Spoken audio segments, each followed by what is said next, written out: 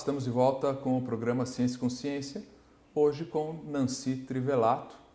E é um prazer tê-la aqui, Nancy. Fico muito satisfeito de tê-la aqui no Ciência e Consciência. Você que é a nossa sócia aqui do Ciência e Consciência, já deu várias entrevistas. Sim. E hoje vamos falar de conscienciologia, pressupostos, enfim, a conscienciologia como ciência. O que você teria a compartilhar conosco, Nancy? Obrigada, Tom. Obrigada pela oportunidade.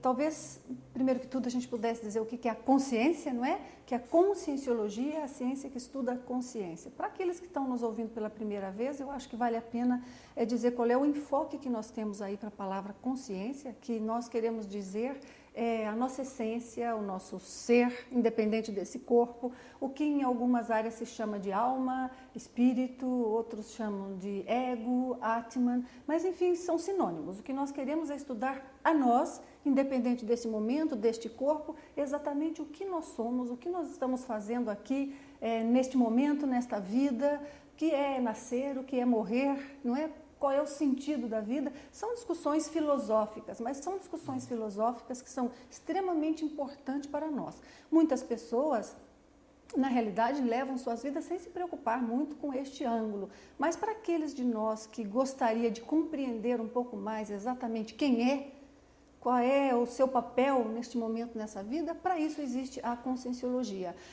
Eu fico muito feliz, Tom, de poder falar sobre esse assunto, é um assunto seríssimo, penso que cada pessoa possa dar seu ângulo sobre como vê a conscienciologia. Eu queria muito poder falar sobre isso, por isso agradeço a oportunidade, porque na realidade, quando eu comecei a trabalhar com a conscienciologia, estudando, pesquisando, desde o início procurei ler muita coisa, fazer associações de ideias, mas isso para mim tem um significado muito importante, porque eu, desde muito jovem, penso que até já comentei em algum programa seu, sentia muito forte que tinha algo a fazer, não é? Nasci numa cidadezinha muito pequena, interior de Minas Gerais, felizmente um lugar muito bom, pessoas muito boas, mas eu sabia que tinha que estudar algo muito grande, que era até certo ponto um desafio, e ensinar para as pessoas ao redor do mundo, isso para mim já era muito grande, sou de uma família muito humilde, mas para ensinar para as pessoas ao redor do mundo, como é que elas fazem para elas se melhorar por dentro. Porque se nós não nos melhoramos por dentro, o mundo por fora pode estar da maneira que seja e nós vamos sempre estar sofrendo, estar em conflito. Nós sabemos que o que verdadeiramente nos faz sentir bem, felizes, em equilíbrio, é quem nós somos por dentro. Eu estive em muitas diferentes áreas, muitos diferentes estudos, mas era o tempo de eu entrar pela porta, ouvir o que as pessoas estavam dizendo e pensar, concordo com isso, discordo daquilo, mas não é isso que eu quero trabalhar, ensinar.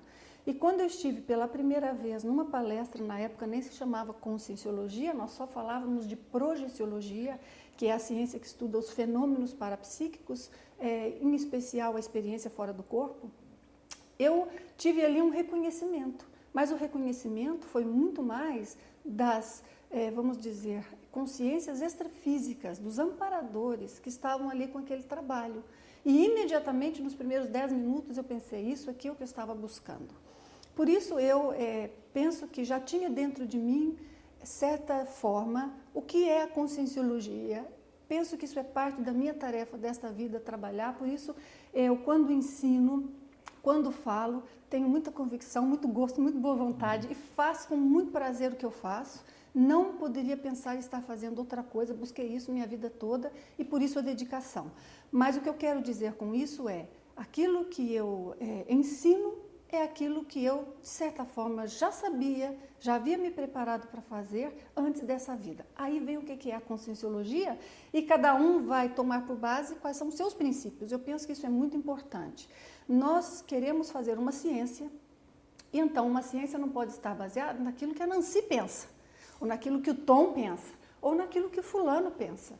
A ciência tem que estar baseada num conjunto de conhecimentos, opiniões, experiências, análises isentas, análises objetivas, imparciais, que possam pouco a pouco trazer um pouco mais de, vamos dizer, uma noção mais substanciada, não sei se fala isso em português, sim. Não é?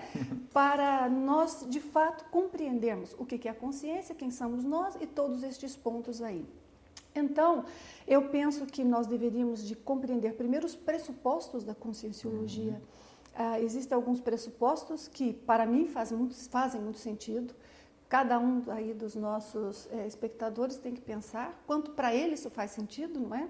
Esse é um ponto fundamental. São pontos fundamentais. Quando nós falamos em pressupostos da ciência, quer dizer, aquilo é a base de todo o estudo.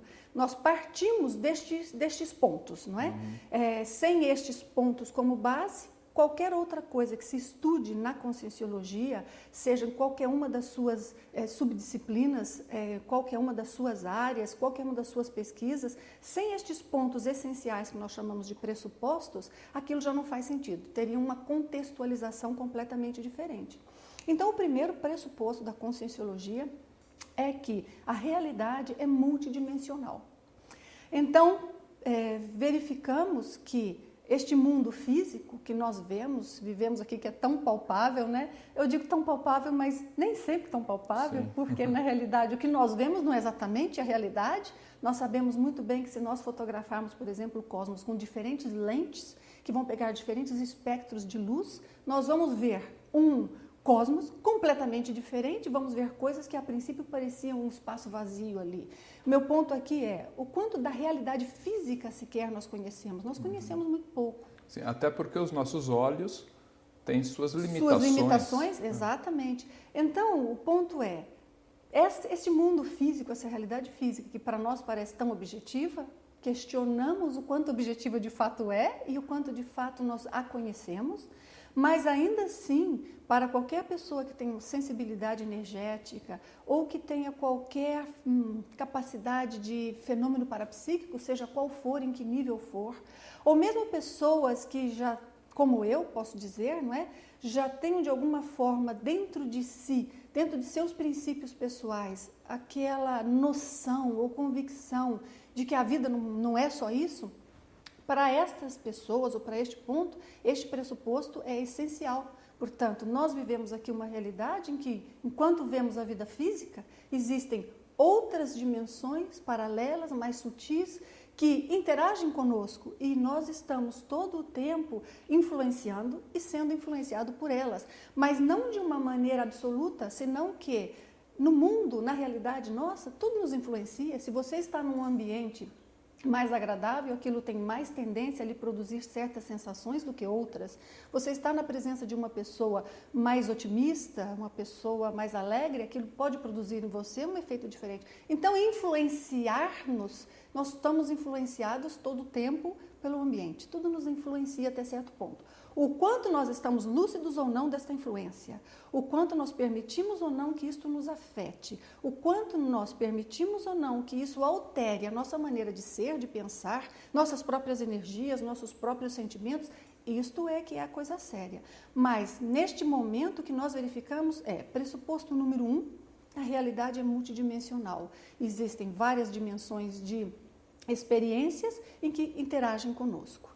Então, eu penso que sem isto, nós não podemos estudar a consciência ou ir adiante com os experimentos da conscienciologia, não é, Tom?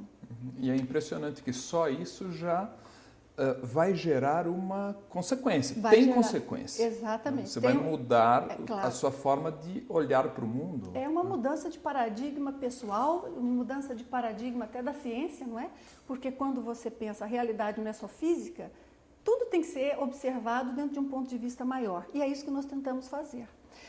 Um outro pressuposto muito sério aqui, portanto, se a realidade não é só física, nós verificamos que a consciência, portanto nós, não este corpo, não é? A consciência, ela pode se manifestar, ter experiências reais, lúcidas, verdadeiras, objetivas, além do corpo físico. Uma ferramenta de estudo muito séria para nós é a experiência fora do corpo. Eu gostaria de dizer para essas pessoas que nos assistem que a experiência fora do corpo já foi muitíssimo pesquisada. Sim, não é novo. Não é novo, isso nós temos há séculos. Se nós olharmos, por exemplo, a literatura de Robert Krukel, tem milhares de casos analisados, é um pesquisador fantástico, foi um pesquisador fantástico. E nos trabalhos dele, o motivo pelo qual eu estou aqui ressaltando isso, é que Robert Krukel, sem experiências pessoais, ele começou a fazer entrevistas com pessoas que diziam ter experiências além desse corpo físico. E ele começou simplesmente a anotar. Só que ele teve a paciência de anotar milhares de casos. Nestes milhares de casos, ele começou a ver quais eram os pontos de semelhança, os pontos em que havia, de certa forma, a conexão, e estudando simplesmente os relatos de casos, ele chegou a conclusões extremamente interessantes do ponto de vista da conscienciologia e da projeciologia, né, que estuda a projeção fora do corpo, porque ele é quase como se ele tivesse tido experiências avançadas, de modo que uma pessoa de mente aberta pode verificar isso. Mas, independente disso, o que nós pensamos, e falamos muito isso dentro da conscienciologia, da projeciologia, é que um indivíduo, ele tem, até certo ponto, de verificar dentro dele se aquilo faz sentido ou não e procurar ter as suas experiências pessoais, procurar ver até que ponto ele consegue ou não comprovar aquela realidade. Você mesmo já falou tanto no seu programa, né, Tom? Princípio da descrença. Princípio da descrença que nós falamos tanto. O princípio da descrença é uma coisa complexa, porque, por exemplo, se nós falarmos do buraco negro, que hoje em dia nós tomamos isso como uma realidade, ninguém nunca viu, obviamente, não é? Não é possível fotografar um buraco negro. Contudo, a lógica mostra para isso, pelo menos até o momento. É uma verdade relativa. Então, dentro do princípio da descrença, o que nós queremos é incentivar as pessoas para pensarem por elas próprias. Mas, portanto, o segundo pressuposto muito importante da conscienciologia é que a consciência, nós podemos existir, nos manifestar, estar lúcidos em outras dimensões que não a dimensão física. Então, obviamente, este corpo não é nosso único corpo, não é? Nós temos que ter outros veículos que nos permitam manifestar nessas dimensões mais sutis. Então, esse é outro pressuposto importante. Isto, automaticamente, para nós, conecta-se com a questão de que, se eu posso existir em outras dimensões, portanto, a desativação desse corpo, não é? Digamos assim, a morte biológica, não significa necessariamente o cessar da minha existência. Neste caso, então, tudo que nós já pudemos verificar de experiência pessoal, de análises de casos, de outros autores que também estudaram, é que parece que nós temos uma série de vidas. Essa vida não é nossa única vida. Bom, já se falava muito isso, mesmo no hinduísmo, com a questão de karma e tudo. Mas a abordagem que o hinduísmo traz é uma abordagem que nós pensamos que não está 100% correta, embora tenha seu mérito, não está 100% correta no que toca a um outro pressuposto também da conscienciologia, que seria o quarto, que é a questão da evolução. Sim, no hinduísmo, salvo engano, há a possibilidade da involução. Exatamente. E o que nós verificamos é claro que podemos ter momentos em que aspectos menos evoluídos nossos se manifestam. Mas aquilo que nós aprendemos, nós aprendemos. Nós não podemos retroceder na evolução. Isso é uma coisa muito importante, porque evolução é mudança. Se houve uma mudança para melhor, aquilo atinge, é a anti-entropia, aquilo atinge um estado de equilíbrio e harmonia, aquilo, eu digo, aquele ângulo, aquele aspecto da personalidade nossa, ou da consciência. Ou até o conhecimento mesmo da pessoa. 1 mais 1 igual a 2. Exato. Eu sei disso e eu não consigo esquecer disso. Não tem mais como esquecer, exatamente. Então, algo que sempre pensei, para mim sempre fez muito sentido, é assim, a nossa verdadeira riqueza é aquilo que nós somos e sabemos dentro de nós. Porque isso ninguém nos rouba. Ninguém pode tirar de nós aquilo que seja um aspecto desenvolvido nosso. Pode tirar algo físico, pode até tirar a nossa vida. Sim. Mas nem tirando a nossa vida, ela tira de nós aquilo que nós sabemos e somos. Tira algo físico ainda, que é o corpo. Exato. Ainda, mesmo no máximo que seria o corpo, ainda resta a nós aquilo que nós evoluímos e crescemos. Por isso é que a conscienciologia tem como objetivo principal nos fornecer ferramentas para nós podermos conseguir este aumento da nossa evolução, esse pressuposto de que a consciência evolui. Se nós evoluímos, aquilo é um patrimônio real da consciência. Que é outra coisa que muda tudo. Exato. Né? Muda tudo, eu vou ter que chamar... absolutamente tudo. Vou chamar um rápido intervalo. Tá bem, então. No próximo bloco, então, mais Ciência e Consciência, mais Nancy Trivelato para você até lá.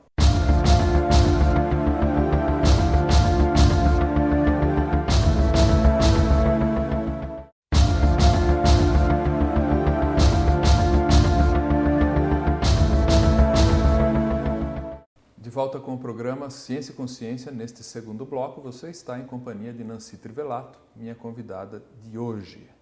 E o tema é a Conscienciologia como ciência. Nancy, falamos um pouco dos pressupostos, não é isso? E agora as consequências desses pressupostos. Quer dizer, uma vez admitidos os pressupostos, o que mudará no comportamento da pessoa, enfim, na vida da pessoa. Claro. Nós temos aí as consequências mais subjetivas, não é? Que são aquelas íntimas dentro de cada um, e temos também consequências que seriam mais do ponto de vista da ciência, o que isso afetaria se esta realidade se comprova dessa forma. Do ponto de vista íntimo, qualquer pessoa que tenha experiências que demonstre a realidade de uma vida para além dessa vida física e, portanto, que identifique a si como consciência, não como pessoa física, não como um indivíduo, não é do seu RG, mas como uma consciência que neste momento está habitando esse corpo. Dentro desse ponto de vista, a primeira coisa que eu penso, Tom, que fundamentalmente muda é a questão da ética da pessoa. Nós falamos na Conscienciologia de cosmoética, por dizer que é uma forma nossa, não é, de dizer que a ética ela tem que abranger mais do que só aquele contexto social, cultural, daquele momento histórico ou cronológico, podemos até dizer, da vida física. Sim. Aquilo que seja ético para a consciência é ético nessa vida, em outra vida, é ético em outra dimensão. É mais amplo. É mais amplo. É ético se ela visitar outro planeta. Sim, né? Me recordei aqui de um exemplo muito interessante. Na obra A República, o soldado Air, né, tem esse nome, ele conta a obra, né, não sabemos se Platão se referiu a um episódio verídico, se não, eu acredito que sim. Mas conta a obra que esse soldado vai para o campo de batalha e tem uma experiência de quase morte. E volta diferente, reciclado, vamos assim dizer.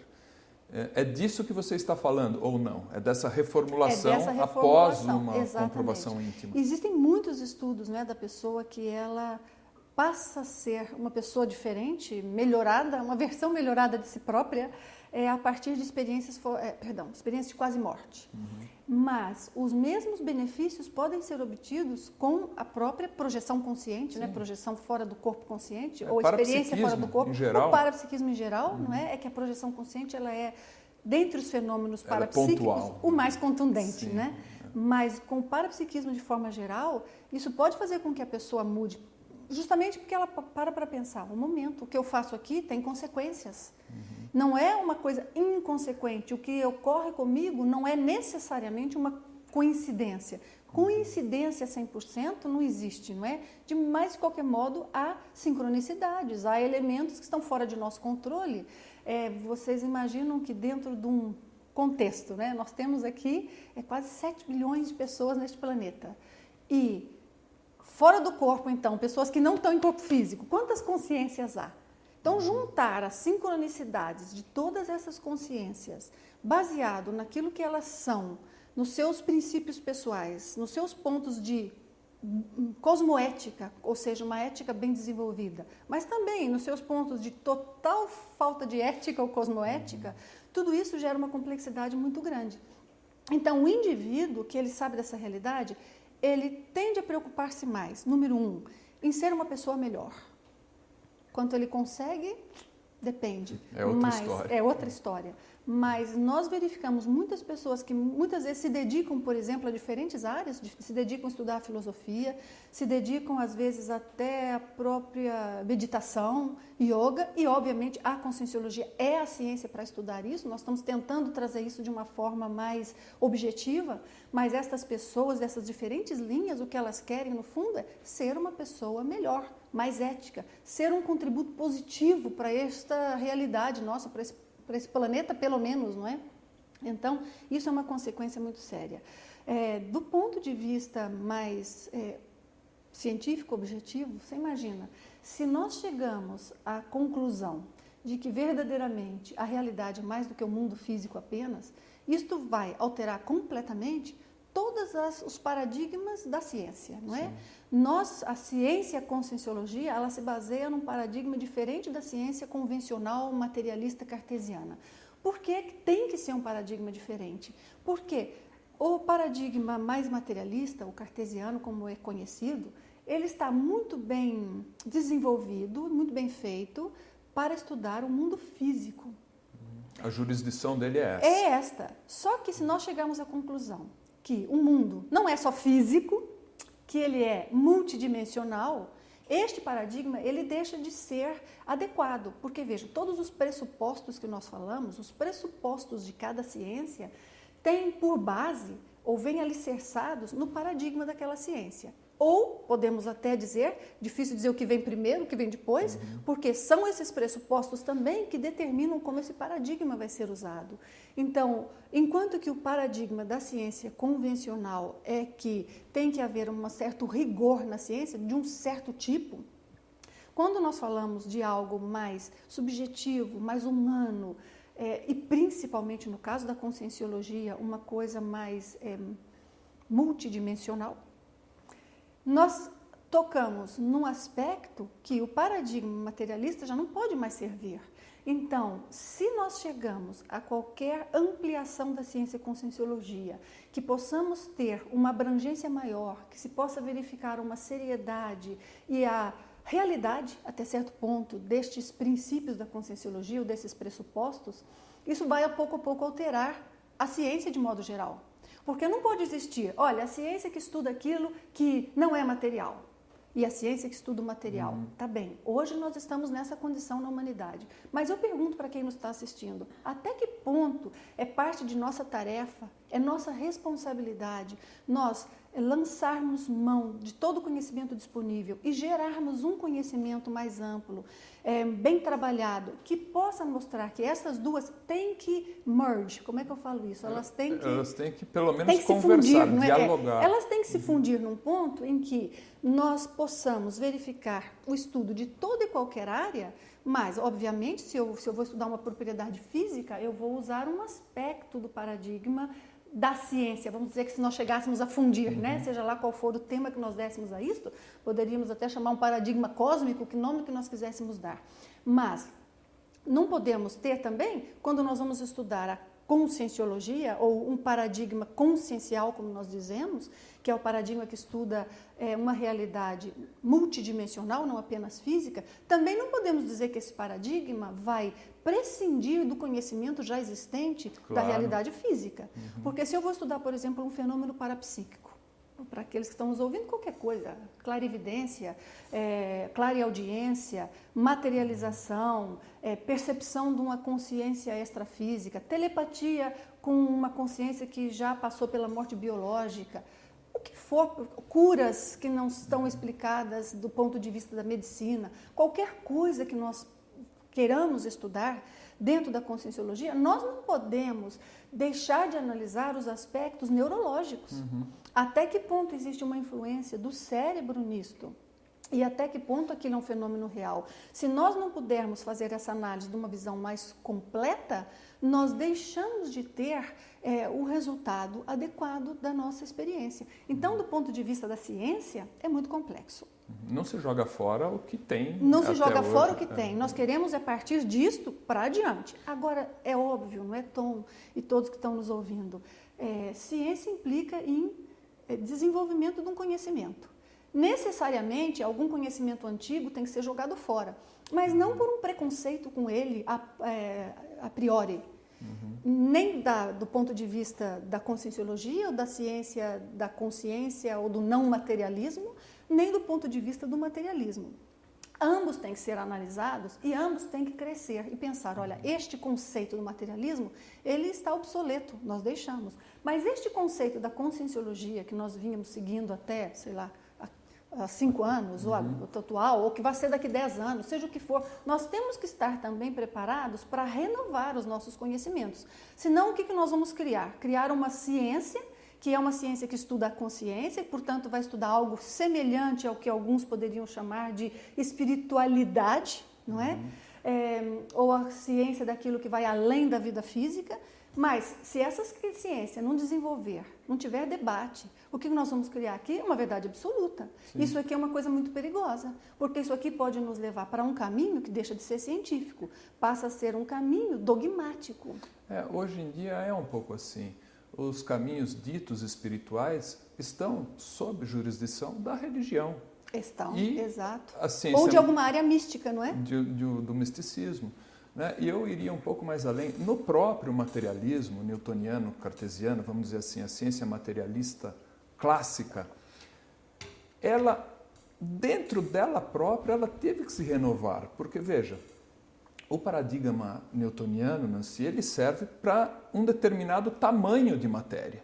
Se formos no infinitamente pequeno ou no infinitamente grande, o próprio paradigma newtoniano não dará conta. Exatamente. Teve que entrar Einstein na história para o infinitamente grande, teve que entrar alguns paradigmas quânticos no infinitamente... Isso já vem mudando. Nós ainda falamos do paradigma cartesiano porque o que a fazemos gente força para seguir a mesma metodologia, né? O mesmo rigor metodológico, mas do ponto de vista da filosofia da ciência, da epistemologia, aquilo também já não serve mais. Exato, esse é o ponto.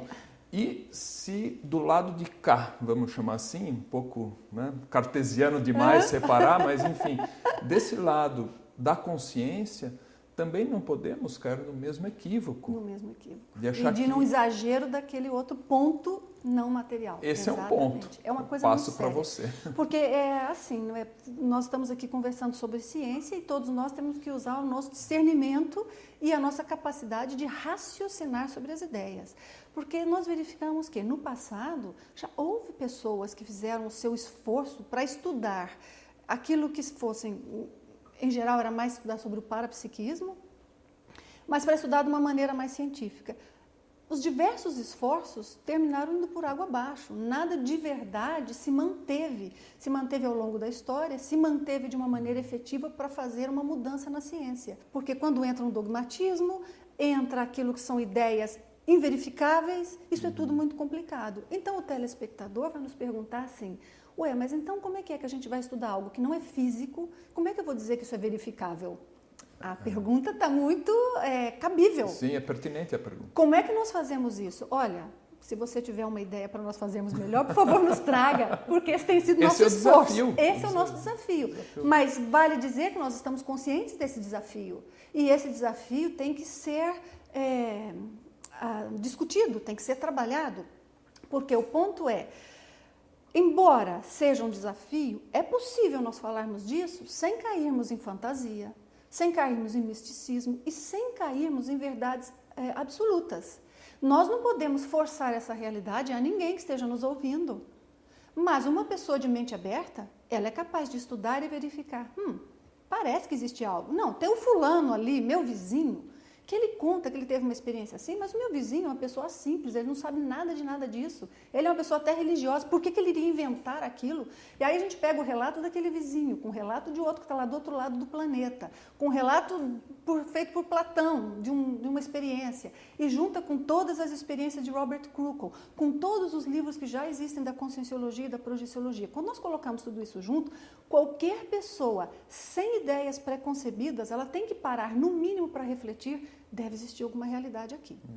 Até porque é muita literatura. É muita literatura e outra coisa, persiste. Vem sempre uma linha qualquer mais mão de ferro, cética, mas uma cética materialista espúria. Porque, veja, uma coisa é a criticidade produtiva. É aquela pessoa que, de fato, ela se preocupa em que nós não construamos uma ciência ou um conhecimento enganoso. Esta preocupação é uma preocupação válida. Absolutamente legítima. Legítima e deve existir.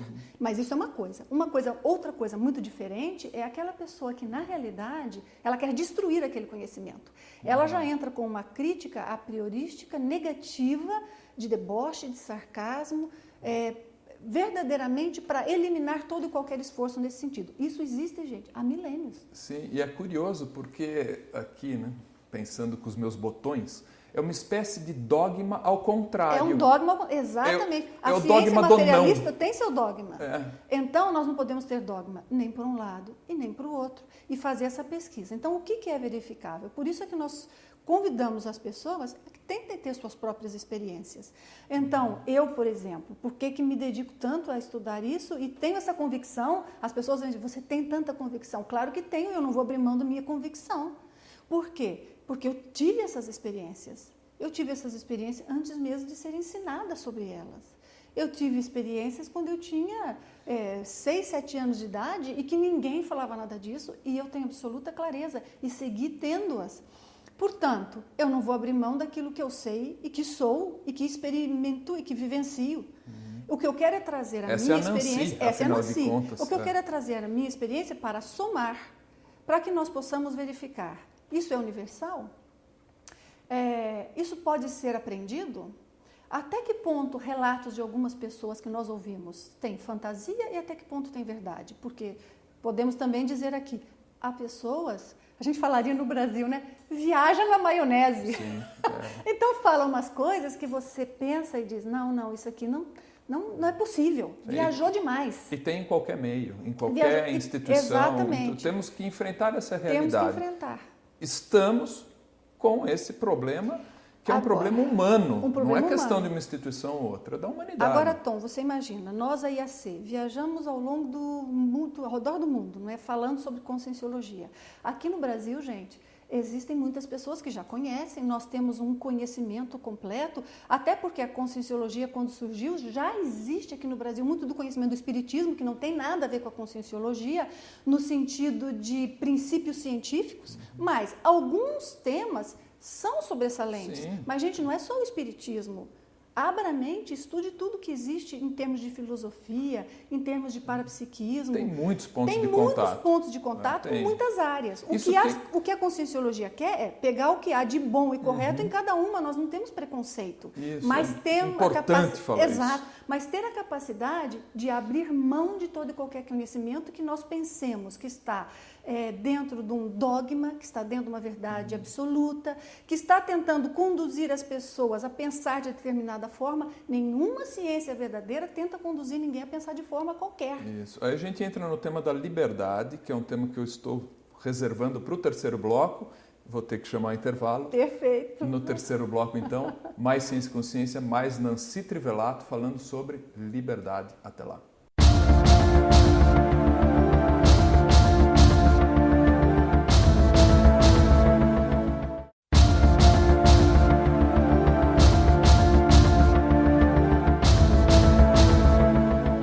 De volta com o programa Ciência e Consciência, neste terceiro bloco, para você que chegou agora, você está ao lado de Nancy Trivelato. E se você realmente chegou agora, recomendo, né? Tenho uma sugestão para você, vá no YouTube, está aqui, né? em GC, o canal nosso no YouTube, volte e assista desde o primeiro bloco. Acho muito importante a contextualização do primeiro e do segundo bloco. Nancy, terceiro bloco, né? Bloco de encerramento. Você tocou num aspecto aí que é a liberdade, que é um dos princípios importantes aí da situação toda. A palavra está contigo. Perfeito. É que assim, quando nós falamos de uma área de estudo, da consciência, de nós nos melhorarmos, de estudar o que é que nós estamos fazendo aqui, o que é evolução, inevitavelmente nós tocamos em aspectos sobre ética, ou dentro da terminologia nossa, cosmoética, para ir além da ética humana apenas. Cosmoética inclui a ética humana, obviamente. Dentro daquilo que seja verdadeira ética, ela tem que incluir, só que ela é muito além da ética humana. Todo conhecimento que estuda a consciência, que seja o nome que queiram dar a isso, que estuda sobre energia, ou que estude sobre energia, que estude sobre evolução, inevitavelmente, pouco a pouco, começa a trazer certos princípios daquilo que seriam bases ou alicerces para uma conduta mais adequada à evolução. Nós temos que ter muito cuidado, porque trazer essas ideias é fundamental. Nós temos publicações, quem quiser, por favor, visite o nosso Journal of Conscientiology. O Journal of Conscientiology tem um website que é jofc.org. Os nossos artigos, a coleção toda está lá disponível temporariamente para o público brasileiro, é para os assinantes, mas nós estamos deixando aberto para o público brasileiro temporariamente para incentivar as pesquisas. Mas, obviamente, o que vocês verão ali é que há autores que, baseado em sua própria experiência pessoal, aquilo que nós chamamos de autopesquisa, eles vêm a debater quais seriam as melhores técnicas para se superar determinados traços ou para crescer em outros traços. Mas, quando nós falamos em ciência, tudo isso nós temos que apresentar do ponto de vista da teoria, da técnica, uma estratégia evolutiva, uma proposta e tem que ser um estudo dessa forma para nós darmos à pessoa a liberdade. Uma das razões pela qual eu estou trabalhando com a conscienciologia e não abro mão disso, se é para fazer um trabalho dentro da conscienciologia, as pessoas têm que ter liberdade íntima para decidirem suas vidas e serem quem são. Nossos princípios são: raciocine, tenha discernimento, use este conhecimento, estude o que já existe de conhecimento. Estude aquilo que já está pesquisado, estude aquilo que podemos oferecer em termos de bases cosméticas. Veja para você, tem lógica? Você acha que é por ali? Isso vai lhe ajudar? O quanto isso condiz com a realidade íntima dentro de você, de seus princípios pessoais. E aplique aquilo que para você tem lógica dentro do seu discernimento e condiz com a sua realidade. Quando nós falamos de aspectos extrafísicos, não é? Multidimensionais, isso é muito complicado, porque até certo ponto, certas coisas podem não ser tão simples de ser verificáveis. Mas nós temos que discuti-las, porque se nós não pudermos discuti-las, então nós não estamos fazendo a ciência que estuda a multidimensionalidade. Mas cada um de nós temos que usar muito do nosso discernimento. Então, por exemplo, é muito comum em certas áreas de estudo nos Estados Unidos, as pessoas irem para o que eles chamam de um reading. Um reading é quando alguém vai lhe dizer algo sobre a sua vida, quem você foi em vida passada, ou qual é a sua missão de vida, o que é que você tem que fazer, quem é que é a consciência extrafísica que está com você, o amparador, que é o seu mentor, e o que ele é seu guia. Olha, isso tudo é muito complicado. Tem seus perigos, é Tem perigosíssimo. Seus perigos, é perigosíssimo. Então é assim, claro que nós estudamos isso e nós gostaríamos de oferecer técnica para que todas as pessoas pudessem chegar ao ponto de poder fazer o que eles chamam de um reading, que é uma leitura energética, poder chegar a saber de suas próprias vidas passadas. Se vocês olharem um livro Retrocognições, publicado pelo próprio Wagner Alegretti, o livro Retrocognições ali traz abordagens científicas sobre o estudo de vidas passadas e alerta muito para os perigos da pessoa imaginar, da pessoa a partir de princípios que ela não tenha certeza. Sim, até porque a imaginação, Nancy, faz parte do ser humano. Não faz parte do cérebro. O cérebro naturalmente cria isso. Então, é aquilo como eu falei, vamos conhecer como é que o cérebro funciona para nós conseguirmos lidar com isso e não permitir que nós caiamos em armadilhas neurológicas.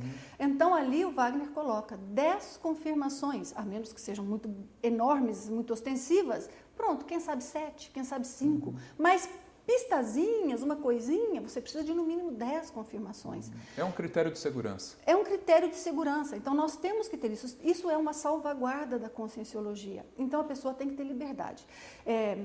Uma coisa que eu penso, e da maneira que nós trabalhamos na IAC, para nós, as consciências são todas iguais em princípio. São todas consciências em evolução. Cada um de vocês que estão nos ouvindo tem pontos positivos que aprendeu ao longo de suas existências, suas múltiplas vidas, que quem sabe eu ainda não desenvolvi. Eu tenho convicção de que tem muita gente muito melhor que eu e muita coisa. Quem sabe até em parapsiquismo, né? Por que não? Eu tenho certeza que sim. Que é a sua área. Que é a minha área de estudo, claro. Mas, por outro lado, seguramente há algumas coisas que, quem sabe, tenho desenvolvida e que alguns dos que estão nos assistindo ainda não desenvolveram. Então, a questão toda da evolução está em nós sabermos quem nós somos hoje. O que é que as nossas experiências passadas fizeram de nós hoje? Quais são os nossos pontos fortes? Nós chamamos de trafores, traços força, que nos dão força na evolução. Quais são os nossos trafares, traços fardo, que nos dão um peso, que diminuem a nossa capacidade de evoluir? Quais são? Para cada um de nós. Só que saber analisar adequadamente isso não é tão fácil. E não podemos estar sempre nos apoiando aquilo que seja algo que outras pessoas nos trouxeram. Então, primeira coisa, nós somos quem somos. Não tenha vergonha de ser quem é. Se nós não pudermos aceitar quem somos, com toda tranquilidade, até os nossos pontos a serem desenvolvidos, como é que nós podemos falar em evolução? Nós temos que saber o que nós ainda não temos desenvolvido. Eu estou longe de ser uma pessoa perfeita. Agora, aquilo que eu já pude trabalhar e já pude criar, estabelecer dentro de mim e que pude com isso realizar fora de mim, não tentem me tirar. Aquilo é desenvolvido e ponto. Então, cada um de nós tem que partir disso. Não pode existir, portanto, pessoas especiais.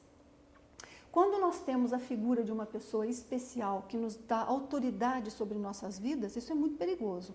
A Conscienciologia sempre falou, sempre teve um discurso anti-gurulatria.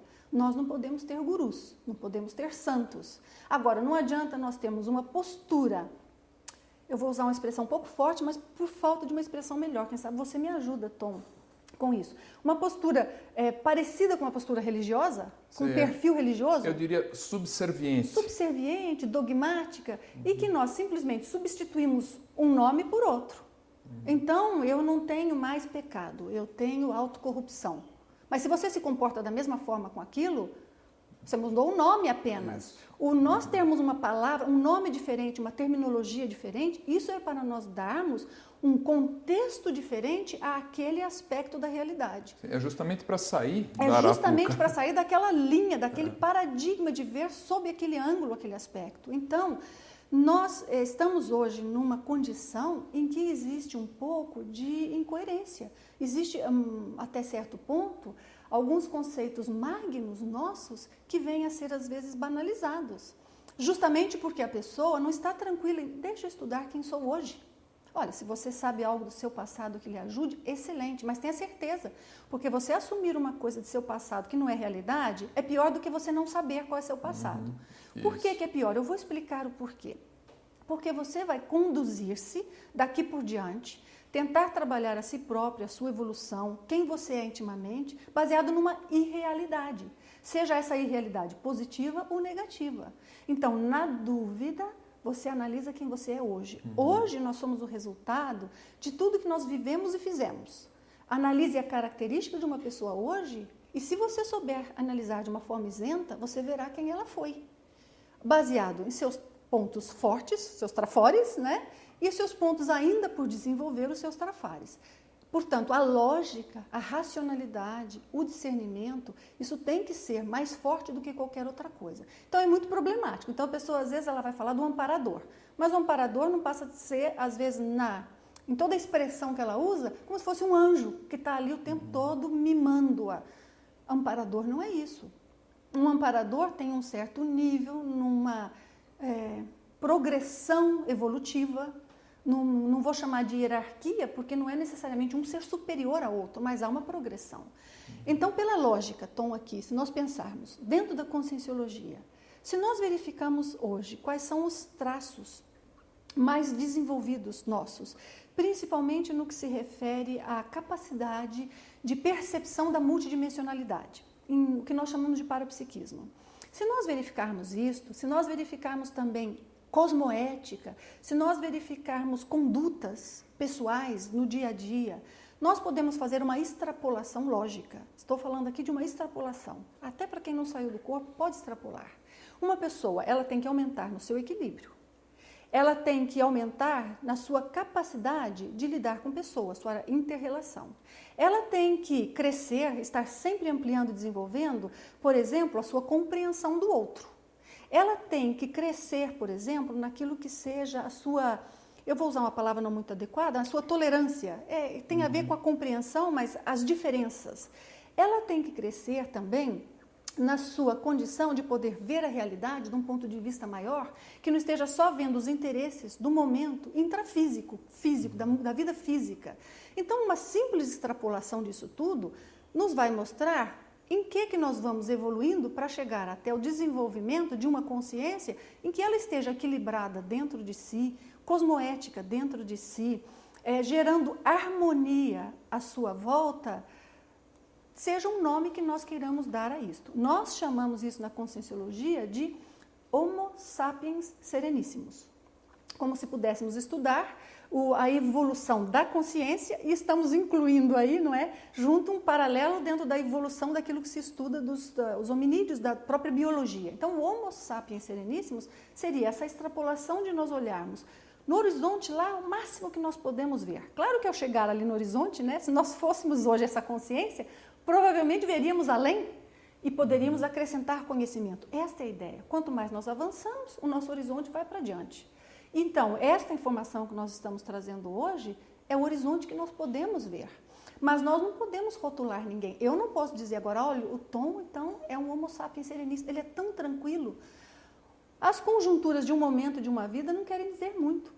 Se você perguntasse assim, Tom, se nós quiséssemos de verdade verificar o nível evolutivo de uma consciência, qual seria o traço singular, primeiro e último, aquele específico, que poderia nos dar uma melhor precisão do nível evolutivo da consciência?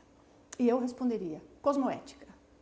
Porque a cosmoética, ela cresce segundo a abrangência da visão, segundo a lucidez multidimensional, não só da vida física, segundo a sua capacidade de compreender também o histórico de muitas vidas e fazer até certo ponto uma progressão do que está por vir. Este conjunto complexíssimo inclui muita coisa. Inclui muita coisa. Esta visão, somada a princípios pessoais corretos, traz para nós o que nós chamamos de cosmoética. Então, você imagina que em cada condição é uma análise totalmente diferente e complexíssima. Quem quiser compreender de cosmoética, nós temos um programa sobre isso, não temos, Tom? Tem, sim. Então, vale a pena assistir. São debates interessantíssimos, que aqui nós estamos para discutir a ciência com cienciologia e não a cosmoética. Mas, veja, então, portanto, não pode ser cosmoético nós sairmos rotulando pessoas. Não pode ser cosmoético nós estarmos, por exemplo, a colocar pessoas a se sentirem mal, inferiores, outras a se sentirem superiores. Nós não podemos criar um sistema de casta. Então, existe evolução, então você é de uma casta superior ao outro. Também não vamos dizer para as pessoas que todas elas têm a mesma capacidade, em todos os aspectos. Isso está incorreto. Não podemos ter vergonha de ser quem somos. Aqueles que estão aptos para uma tarefa mais complexa, por favor, tenha a responsabilidade, assuma, exerça. Conte conosco. Conte conosco. Aqueles que ainda não podem, por questões íntimas, quem sabe traumas de passado, quem sabe processos até psicológicos, quem sabe ainda uma necessidade, débitos kármicos, como nós chamamos, né? Débitos com vivências que tenha tido, ou por um controle do seu parapsiquismo que ainda precisa desenvolver. Olha, não tenha vergonha disso, tranquilize-se. A evolução chega para todos. É a coisa mais universal que há. Mas saiba reconhecer o seu nível, porque dentro do ponto de vista científico, organizacional, nós vivemos numa vida intrafísica. Ela requer de nós certa organização. Não pode existir uma anarquia absoluta. Então, todo mundo pode tudo, é muito complicado. Se todo mundo pode tudo, aquele indivíduo que é, por exemplo, capaz de trabalhar suas próprias energias, deixar suas energias harmônicas e que tem a capacidade de transferir essa harmonia, essa energia a outros, é o que nós chamamos, muitas vezes o que nós estudamos como arco voltaico, exteriorização de energia. Já falamos aqui algumas vezes da energização lúcida, a pessoa ser um energizador lúcido. A pessoa que tem essa capacidade, ela tem que ter até certo ponto a responsabilidade de fazer isto, mas não podemos dizer que qualquer um possa. Há pessoas, é muito importante dizer isso, Tom, que têm o parapsiquismo desenvolvido, tem bom controle energético, mas não tem cosmoética para lidar com aquilo. Você que está nos ouvindo, qual é a coisa número 1 que você quer para alguém trabalhar com você? Seja para te fazer um counseling, né? um coaching, fazer um aconselhamento, seja para trabalhar com suas energias, seus chakras, fazer uma limpeza, ajudar de alguma forma, seja para trabalhar do ponto de vista extrafísico, melhorar as nossas companhias extrafísicas, a nossa energosfera. Quem que você quer? Alguém muito bom com energia ou alguém que você garanta que tenha cosmoética para isso? É a questão do bisturi na mão de quem está o bisturi. Exatamente, porque a pessoa pode ser muito hábil com bisturi, mas o que ela vai fazer com aquilo? Então, os princípios, para mim, não tenho nem dúvida quanto qual seria a resposta para mim. Isso é uma coisa de cunho pessoal.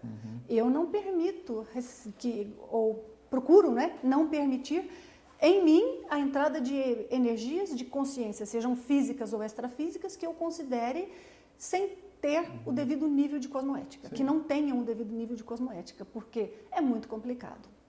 Portanto, é o caso, às vezes, de muitas pessoas que vão buscar ajuda, às vezes até com um hipnoterapeuta, que inevitavelmente tem que mexer com a energia, quer a pessoa saiba ou não. Sim.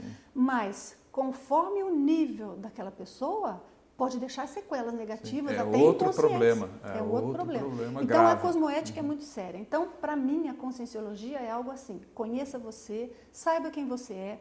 Todos somos iguais em princípio, no sentido de que todos estamos evoluindo. Temos as ferramentas. Temos as ferramentas, todos temos pontos negativos e pontos positivos, mas temos que saber aceitar quem somos. Porque senão nós estamos numa briguinha por hierarquia e isto não é o objetivo da conscienciologia. O objetivo da conscienciologia é nos trazer ferramentas para crescer do ponto de onde estamos. Então, eu dizia que tinha algumas coisas que vinham, às vezes, a banalização. Por exemplo, nós temos as próprias técnicas energéticas que nós temos, o próprio estado vibracional. O estado vibracional é uma coisa seríssima, importantíssima. Não é um fenômeno banal, é um fenômeno comum, muitíssima gente experimentou, principalmente da forma espontânea, mas não é um fenômeno banal. Aliás, tem um artigo seu que esclarece muito no Explica Journal bastante. 42. 42, no Journal 42. Agora, você veja, quando nós dizemos às pessoas, você verdadeiramente teve um estado vibracional, há colegas nossos, supostamente cientistas da conscienciologia, em que vão achar isto incômodo, porque as pessoas acham difícil elas entenderem que elas possam não ter tido o estado vibracional. Dentro dessa complexidade, tivemos... vamos dizer, a ousadia, não é bem essa palavra, aceitamos o desafio, acho que é isso que eu quero dizer, aceitamos o desafio de buscar fazer uma energometria, de trazer métricas, de trazer estratégias. Se vocês olharem, nós temos um estudo também na internet que chama-se vibrostasiologia. Busca esta palavra, vibrostasiologia. E ali traz muito sobre quais são as métricas para medir o estado vibracional. Agora, às vezes, uma simples coisa como você falar de uma ouve. Há colegas que acham isso complicado, que vão proibir a outros de falar de uma técnica, porque é uma técnica que é um pouco mais avançada. Nós não podemos ter isso dentro de ciência nenhuma. Agora, vejam o que eu quero dizer aqui. Isso é dentro da ciência, Tom, isso é a coisa mais universal. Qualquer um de vocês que esteja nos ouvindo, você aí como uma pessoa de direito sabe, sempre vai haver aqueles que são contra certos princípios. Sim. Se você estudar, por exemplo, dentro da biologia, tem aqueles biólogos de mente aberta, tem aqueles outros que são extremamente rígidos, tradicionalistas, que se recusam a qualquer coisa progressista. Isso é do ser humano. Sim. Isso não é da ciência XYZ. Até na filosofia. Tese, antítese, síntese. Exatamente. É o princípio. É o princípio. E agora, por exemplo, dentro da física, quanto de debate há na física? E quantas vezes nós temos certos cientistas que se recusam a ver propostas corretas, dentro da medicina, inclusive, que se prova depois correta depois de décadas, porque alguém teve um preconceito e não quis ouvir aquela ideia. Então, preconceito, desculpa, Tom, não, claro. Preconceito é do ser humano, existe em qualquer ciência. Nós temos que estar atentos, como cientistas que somos, para não permitir isso. Mas isso vai da índole de cada um e da capacidade de autoanálise de cada um. Tem um ponto, Nancy, acho tão importante dizer isso. Muitas vezes a crítica a uma teoria não é uma crítica à pessoa. A pessoa pode ser ótima, é apenas a crítica à ideia da pessoa. O que eu vejo, às vezes você critica aquela ideia, a pessoa recebe como um ataque pessoal. Aqui no direito a gente tem uma expressão que é o argumento ad hominem. Claro. Existe argumento ad hominem, sim, mas muitas vezes não é o caso. A pessoa apenas está criticando a ideia daquela pessoa, não a própria pessoa. Claro. Isso é muito importante. Esse é um ponto central. Né? É um ponto sério. O programa já assim, está mais do que encerrado, o nosso tempo esgotou. Gostaria de abrir um espaço para você terminar algum assunto, alguma coisa que você queira falar e uma curiosidade como é que está a IAC. Perfeito. Eu acho que, gostaria de concluir, Tom, dizendo que vale aqui para todos nós, né, nós pensarmos exatamente qual é o objetivo da nossa ciência conscienciologia. Aqueles de vocês que tiverem vontade de ajudar-nos, nós na IAC estamos em muitos países, somos um grupo de pessoas pequeno, mas ainda por isso conseguimos ser muito coesos, conseguimos ter uma qualificação muito boa, porque quando somos poucos é mais fácil, às vezes, de manter até certo ponto a qualidade, mas nos faltam recursos, nos faltam pessoas que possam estar do nosso lado para nos ajudar, às vezes, com coisas simples. Então, eu gostaria de fazer um convite àqueles de vocês que sentem afinidade com o estilo de trabalho nosso da IAC, gostariam de contribuir, querem contribuir com a ciência de modo geral, por favor, entrem em contato conosco. Vocês vão ver aí na tela um endereço de e-mail para que vocês possam contactar-nos. Posso ajudar apenas de vez em quando? Eu estou à distância, não importa. Nós estamos habituados a trabalhar à distância. Olha, o mundo hoje é um mundo moderno, né? Nossas reuniões são via Skype e nós sabemos fazer reunião via Skype, por incrível que pareça. Todo mundo fala e todo mundo ouve quem está falando, não fica um atropelando o outro, porque às vezes as pessoas não conseguem muito, apesar que os recursos nem sempre funcionam bem. Então, eu gostaria de fazer um convite a todos aqueles que queiram estar conosco neste trabalho, tá? Então, isso é uma coisa. Somos uma instituição aberta e aceitamos a sua colaboração, se puder. Outra coisa que eu gostaria de comentar, e acho que fica aqui muito válido e importante para as pessoas pensarem, um desafio muito grande para nós da IAC, ao redor do mundo onde vamos, é assim, para a ciência mais convencional, nós somos muito, muito pouco científicos porque falamos de algo que não é material. Mas, para o grupo de pessoas que são mais da linha da meditação, do misticismo, de uma coisa mais espiritualista, mais solta, nós somos muito científicos. Então, nós não agradamos a ninguém. Fica isso muito complicado. Dos dois lados, nós temos as dificuldades. Mesmo assim, nós pensamos que aquilo que sejam os objetivos do nosso trabalho, que, como eu falei, é não só trazer ferramentas individuais para nós podermos crescer, mas também trazermos oportunidades para a ciência, de modo geral, se desenvolver.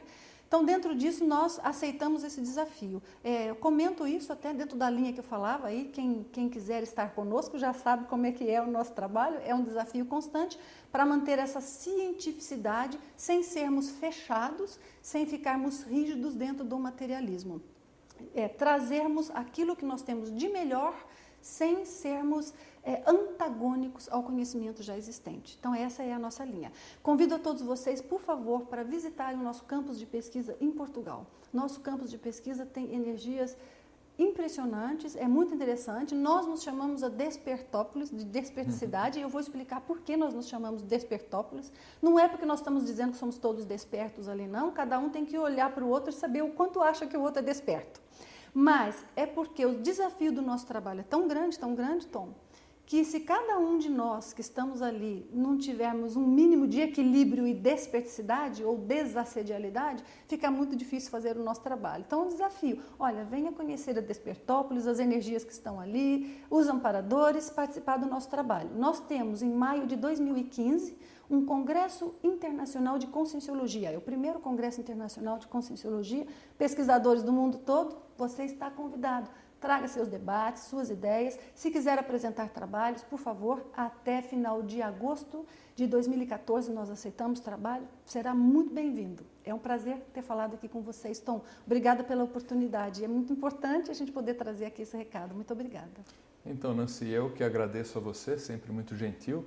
Nós encerraremos o programa com as imagens aqui da IAC. E semana que vem, então, mais Ciência e Consciência. Até lá.